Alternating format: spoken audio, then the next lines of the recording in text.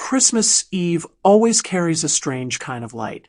Outside the window, snowflakes fall gently, glittering under the street lamps.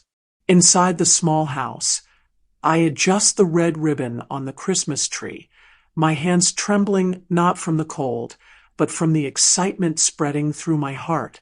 I am Mary Collins, a mother who has lived through many winters, yet never stopped longing for the moment of reunion with her son and his small family.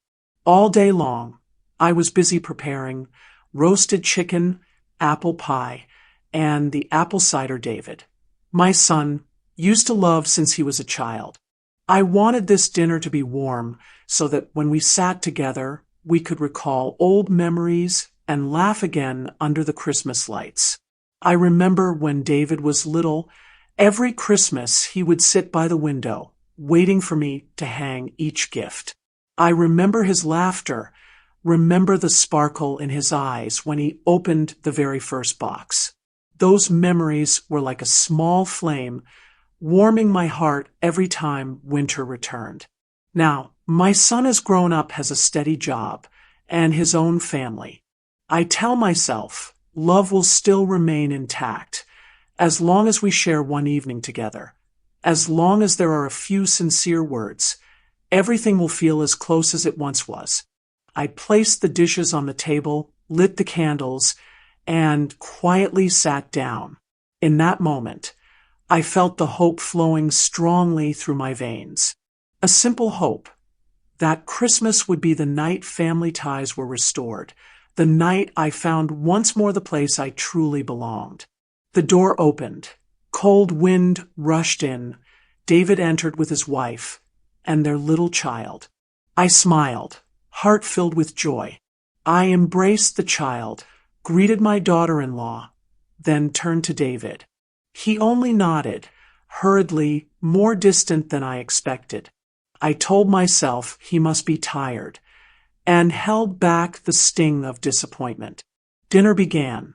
Candlelight flickered, the hot dishes still steaming. I placed a piece of chicken on David's plate, as I had done for years. He looked down, sighed softly, then said, "Mom, you still cook like this? How many times have I told you?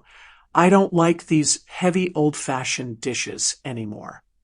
I froze. The piece of chicken slipped from my chopsticks onto the plate, the sound echoing in the silent room.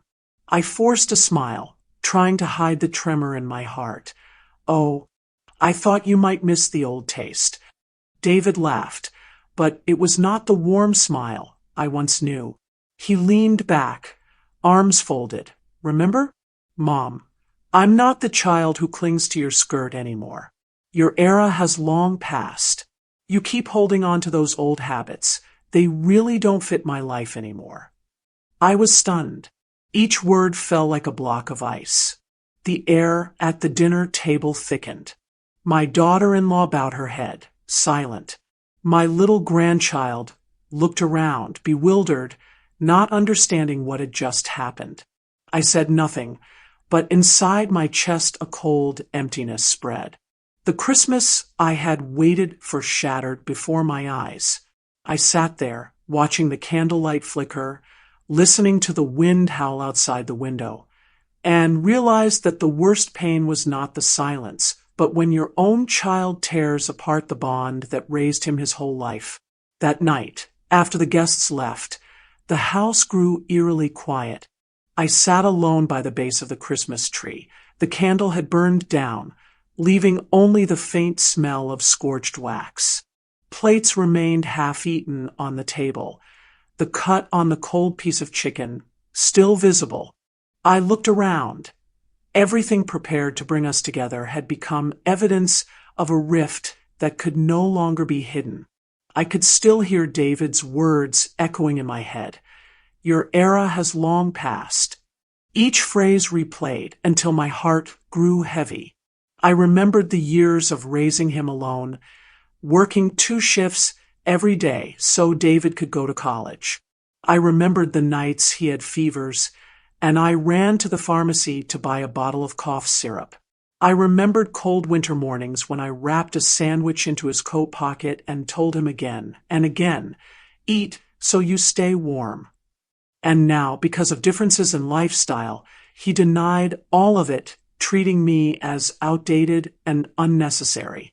I wanted to cry, but no tears would come. Instead, a strange feeling rose inside me. Pain, mixed with a flame that had been suppressed for so long, suddenly flaring up. I suddenly remembered. The house David lived in, the home he treated as his own asset, was still in my name. Years ago, when he started a family, I had gathered all my savings, mortgaged my small apartment, and bought that house so he could have a start. I thought it was the greatest gift I could give him. Perhaps that very sacrifice made him forget that his roots began with me. I stood up, opened the drawer, and took out the old file of documents. The property certificates were there, clear as day. My hands trembled, but this time it was not from weakness. It was from a resolve taking shape. I sat down, breathed deeply, and whispered to myself, "If you think I have no value, then try living without the home I built for you." On Christmas Eve, instead of a peaceful sleep, I stepped into a quiet struggle, not merely to retaliate, but to reclaim my footing in my own life. I did not hesitate.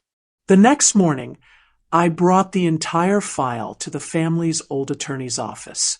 He was surprised to see me, but after hearing what I had to say, he simply nodded, his eyes reflecting sympathy. I signed the pages. Each stroke of the pen felt like a cut, yet it gave me a strange sense of peace. A week later, the procedures were complete. I kept it to myself, told no one, not a single word. I knew the moment the truth came out would be unavoidable, but I wanted it to arrive like a storm, strong, unexpected. When David returned, I was already sitting in the living room. He stepped in, a notice from the real estate company in his hand, his face drained of color, eyes wide. "Mom, what is this?"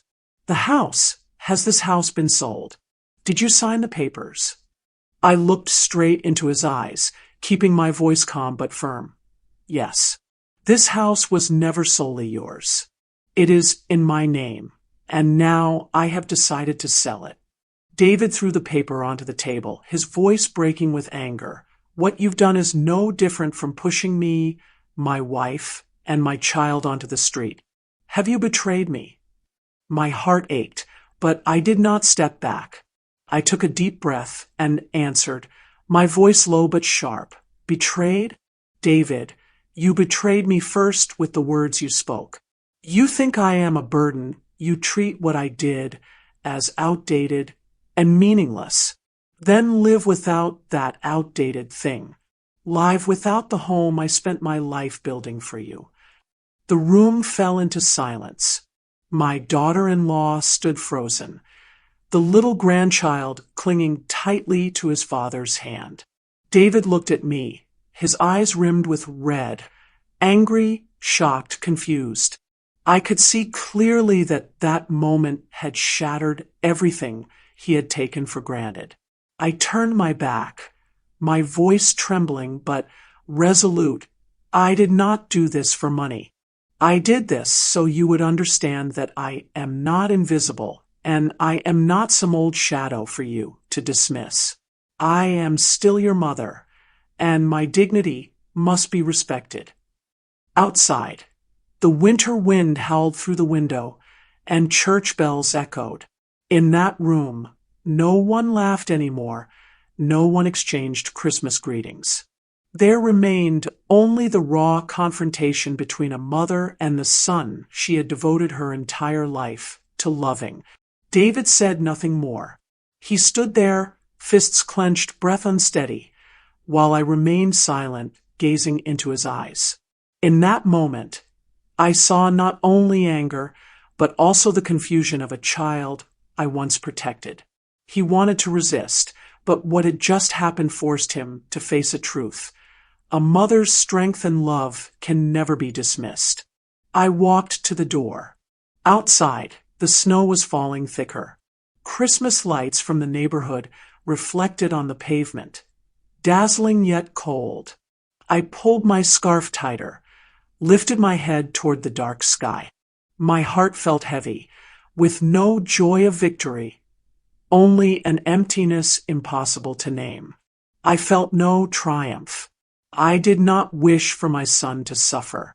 But I knew, if I stayed silent forever, if I continued to endure, one day I would disappear from his life completely. I had to do this, not to destroy, but to remind him. Family ties exist only when there is respect. My voice echoed softly in my mind, like a whisper to the past. This Christmas I lost a home, but I reclaimed my own voice. I don't know what tomorrow will bring, but at least today I dared to stand for what I deserve. I walked into the winter night, church bells ringing long and low, mingling with the wind. Behind me, the house slowly disappeared in the snow. Ahead, the road was dark, yet I kept moving forward. In my heart, there was still hope, a fragile hope that one day my son would understand. Christmas is not just gifts and feasts, but a lesson of gratitude, respect, and a love that cannot be denied. In the darkness of winter, some flames of family bonds die not because of the cold, but because of careless words. Mary Collins's story is not merely the tragedy of one Christmas Eve, but a reminder. In a family, love must come with respect. When a mother is hurt, she may stay silent, but that silence does not mean weakness. Sometimes, to reclaim her worth, she must make a decision that forces the world to listen. And then, in Mary's footsteps leaving that house, the audience realizes something both simple and powerful. Motherhood is not eternal if gratitude and respect are missing. Christmas is not only for blessings, but also for each person to reflect, to never lose the one who has loved us the most.